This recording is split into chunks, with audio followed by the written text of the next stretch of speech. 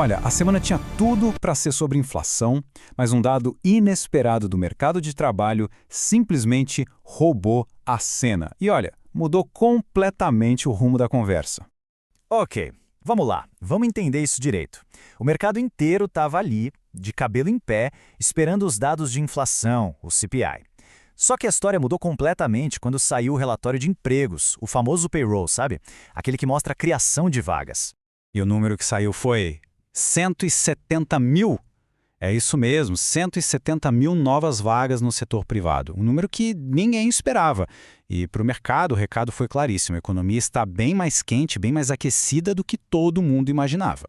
E olha só o efeito dominó disso. Foi imediato. Esse número forte de empregos fez o mercado inteiro recalcular a rota, sabe? Aquele cronograma de corte de juros foi tudo por água abaixo. As expectativas foram sendo jogadas cada vez mais para frente.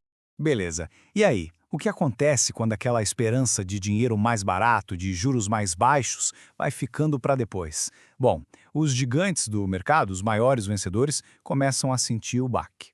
Dá uma olhada nisso. O Nasdaq, que é o índice cheio de empresas de tecnologia, caiu quase 3% só nesse comecinho de ano. E por que isso, né? É simples. Empresa de tecnologia precisa de muito capital, de muito empréstimo para crescer rápido. E se os juros vão ficar altos por mais tempo, bom, o custo desse dinheiro sobe.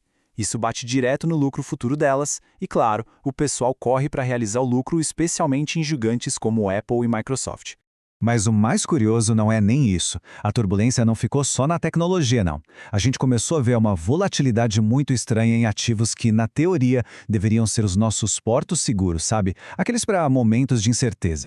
Pensa só, a prata, que é um refúgio clássico, simplesmente desabou 10% em um único dia. O ouro também não escapou, teve oscilação de 3% no dia, o que é uma coisa gigantesca para um ativo desse tamanho, com essa liquidez toda. Pois é, exatamente. É um ativo que, pela liquidez que tem, deveria se mexer muito pouco. Então, aqui está o ponto central da história. Quando até os ativos que deveriam ser a rocha da sua carteira, os seus portos seguros começam a balançar desse jeito, isso é um sinal. Um sinal de que a incerteza no mercado é muito, mas muito mais profunda do que parece. Ok, então o dinheiro está saindo da tecnologia, está saindo desses ativos mais voláteis. A pergunta de $1 milhão é: para onde ele está indo? Onde que os investidores estão colocando as fichas agora? O que a gente está vendo é um movimento clássico de defesa, que no mercado a gente chama de rotação de setores. Basicamente, os investidores estão tirando dinheiro de setores de alto crescimento e colocando em setores de consumo básico. Pensa assim, são as empresas que vendem o que a gente precisa no dia a dia, tipo comida, bebida, produto de limpeza, coisas que todo mundo continua comprando, não importa se a economia está bem ou mal. E não é só teoria, não. Os números mostram exatamente isso. Enquanto a tecnologia está sofrendo, o ETF que acompanha esse setor de consumo básico, o XLP, está simplesmente batendo recordes históricos. É um recado bem claro de que o dinheiro grande, os grandes investidores, estão buscando proteção.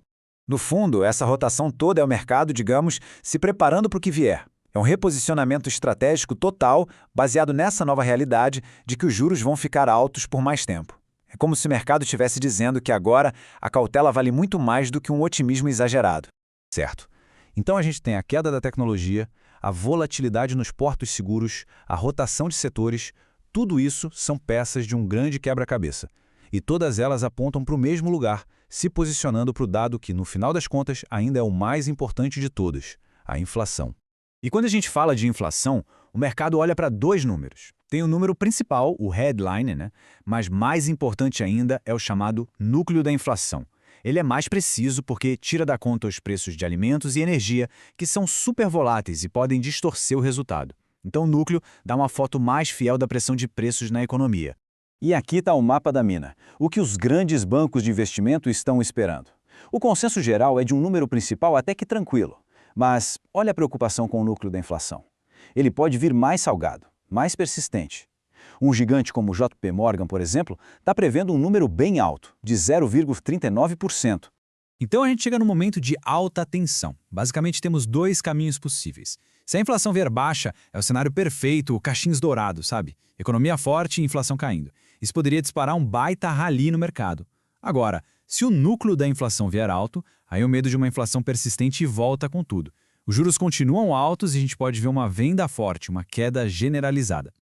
Então, a grande lição aqui é a seguinte: o mercado não reage a uma notícia isolada. Ele está o tempo todo ligando os pontos, conectando o que acontece no mercado de trabalho com a política de juros e, claro, com a inflação. A vantagem está em entender essa dinâmica, essas forças que movem as manchetes. E tudo isso nos leva a uma última reflexão. Com o mercado em patamares históricos e com tanto, mas tanto dinheiro concentrado no setor de inteligência artificial, a gente fica com a pergunta no ar. A próxima grande virada do mercado talvez nem seja mais sobre inflação. Talvez seja sobre se essas avaliações gigantescas das empresas de tecnologia são sustentáveis. É a oportunidade do século ou a gente está olhando para a próxima grande bolha?